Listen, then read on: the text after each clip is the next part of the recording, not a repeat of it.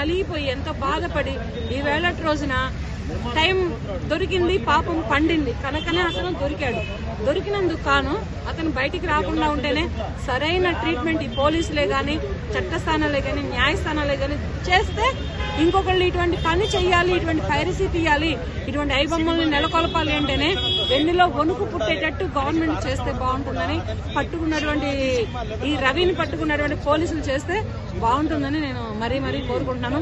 ఈ డిపార్ట్మెంట్ కి గవర్నమెంట్ సీఎంలే కానీ, ప్రధానమంత్రి గారే గాని సపోర్ట్ చేయాలని కోరుకుంటున్నాను. ఇండియన్ కంట్రీలో ఎన్ని రాష్ట్రాలు ఉంటే, ఎన్ని స్టేట్స్ ఉంటే అన్ని స్టేట్ లో రిలీజ్ అవుతున్న ప్రతి సినిమా ఈ ఐబొమ్మలో రిలీజ్ అవుతుంది. కనుక ఈ పైరసీని ఆపాలి అంటే మెయిన్ ఇక్కడ దేశ ప్రధానమంత్రి గారి చొరవ కూడా ఉండాలి. ప్రతి ముఖ్యమంత్రి ఈ డిపార్ట్మెంట్ కి సపోర్ట్ చేయాలని మరీ కోరుకుంటున్నాను.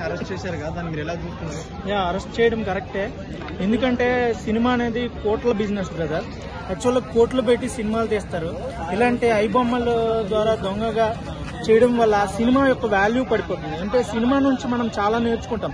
సినిమా నుంచి నేర్చుకోవడం కాకుండా సినిమాని ఆధారపడే వ్యక్తులు చాలా మంది ఉంటారు. ఒకటి థియేటర్ల వాళ్ళు, next theatre staffs and cinema తీసేవాళ్ళు, డైరెక్టర్లు, ప్రొడ్యూసర్లు, ప్రొడక్షన్ అంతా ఉంటది. వీళ్ళు సడన్ గా ఒక కోట్ల పెట్టిన సినిమాని ఒక ఐబొమ్మ ద్వారా అలాగే డౌన్లోడ్ చేసేసి జనాలకి ఇప్పించడం వల్ల ఆ సినిమా యొక్క రేటింగ్ పడిపోయింది. ఇప్పుడు ఒక 10-15 సంవత్సరాలుగా సినిమాలు చూడడం కూడా తగ్గిపోయింది.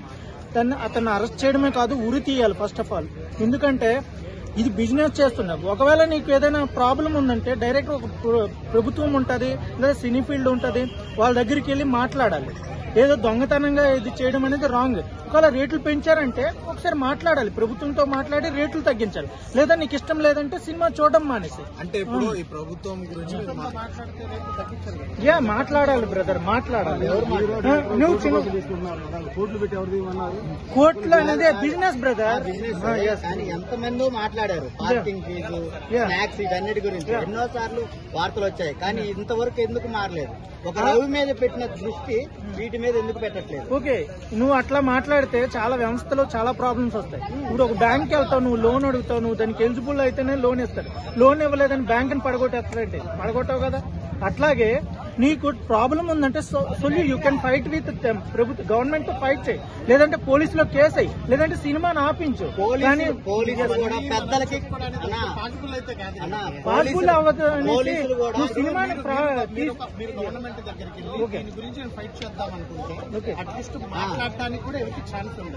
ఇప్పుడు పోలీసులు పెద్దల ఇంకోటి ఓకే, సినిమా చూడకుండా ఎంతమంది చచ్చిపోయారో నాకు తెలియదు, కానీ సినిమా తీసేలాగా పైరసీ జరగడం వల్ల చాలా మంది ప్రొడ్యూసర్లు చచ్చిపోయారు, చాలా మంది స్టాఫ్ కి.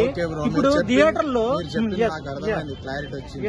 అదే ప్రొడ్యూసర్లు ఒక సినిమా తీసేటప్పుడు రెమ్యునరేషన్ హీరోలకు తక్కువ ఇచ్చి రీజనబుల్ ప్రైస్ పెడితే బాగుంటది. ఇంకొకటి ఏంటంటే ఇప్పుడు ఒక సినిమా పుష్ప లాంటి సినిమాలు, రాబోయే ప్రభాస్ పెద్ద పెద్ద హీరోల సినిమాలు 1300-1000 రూపాయలు టికెట్ పెట్టడము ఏ మేర కరెక్ట్ అంటారు? మరి ప్రభుత్వం దానికి ఎందుకు సహకరిస్తుంది? దాని ఎందుకు ఇది చేస్తాం? ప్రీమియర్ షో అని పెట్టడం అనేది రాంగ్. అది మటుగా కరెక్ట్, నేను దాన్ని వ్యతిరేకిస్తాను. ప్రీమియర్ షోస్ వల్ల అంత హై కాస్ట్ పెట్టడం అనేది రాంగ్ థింగ్. దాని అది 1 or 2 ప్రాబ్లమ్స్ ఉన్నాయి. అది కూడా హై బడ్జెట్ కే అవి జరుగుతున్నాయి, కానీ ఆ లో బడ్జెట్ కి అలాంటికి ఎవరు జరగట్లేదు కదా. ఒకటి ఇంకోటి ఏంటంటే సినిమాని మనం నచ్చితే, ఇది ఏంటంటే ఇది వినోద భరితమైనది, ఇది ఏంది నిత్యావసర సరుకు కాదు. నచ్చితే చూడాలి, లేకపోతే మానేయాలి. దీన్ని this is called demand and supply అంటారు దీన్ని. మనము నీకు నచ్చితే చూడు, లేకపోతే మానే, వాళ్ళు సప్లై చేస్తారు. ఇది ఏమి నువ్వు సినిమా చూడకపోయినంత మాత్రం నువ్వు చచ్చిపోవు కదా, అది డెసిషన్ యువర్స్. ఓకే, దీని మీద పెట్టినంత దృష్టి వీటి మీద ఎందుకు పెట్టలేదు? ఎవరు కూడా అట్లా చెప్పరు బ్రదర్. నువ్వు డబ్బులు పెట్టి నా సినిమాకి నువ్వు తక్కువ ఇవ్వు అని ఎవడు అడగడు కదా. ఇప్పుడు రవి గారు హ్యాక్ చేశారు, సినిమాలని నష్టం జరిగించారు, 3000 కోట్లు సంథింగ్ జరిగిందన్నారు. ఓకే, అది కరెక్టే, అతను చేసింది మూమాటికి తప్పే. కానీ సినీ ప్రముఖులే చాలా మంది బెట్టింగ్ యాప్స్ ని ప్రమోట్ చేసి చేశారు కదా, వాటి గురించి ఎందుకు ఆలోచించాడు? ఇప్పుడు ఆహా కావచ్చు, జియో హాట్‌స్టార్ కావచ్చు, నెట్ఫ్లిక్స్ లో బోల్డ్ అని దాంట్లో యాడ్స్ వస్తున్నాయి. మరి అన్నిటి ఆపాలి కదా, మరి అవి బెట్టింగ్స్ కిందకి వస్తలేదా? ఒక ప్రోడక్ట్ ని ప్రమోట్ చేస్తున్నారంటే ఆ యాప్ లో, అప్పుడు అది దానివల్ల చాలా నష్టాలు జరుగుతాయి. ఇలా లెక్కేసుకుంటూ వైన్ కూడా ప్రాబ్లమే, అలాగే కొన్ని మెడిసిన్స్ ఉన్నాయి, అవి కూడా ప్రాబ్లమే. వీటన్నిటికీ చర్య తీసుకోవాలంటే ప్రభుత్వం 1 by 1 తీసుకోవాలి. ఇది ఏంటి చైన్ లింక్ కాదు, మనం సినిమా గురించే మాట్లాడుతున్నాం కాబట్టి సినిమా గురించే నేను చెప్తున్నా. సినిమా 100% ఆయన చేసింది అయితే రాంగ్. దానివల్ల అంటే ఐబొమ్మ వల్ల చాలా మంది ఫోన్ కి ఎడిక్ట్ అయిపోయారు. కంప్లీట్ ఏముంది ఫ్రీగా వస్తుంది కదా అనేసి కంప్లీట్ సినిమాలు చూస్తుంటారు.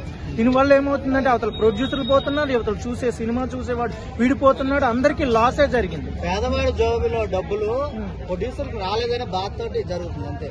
ఎస్, అది కూడా అనుకోవచ్చు.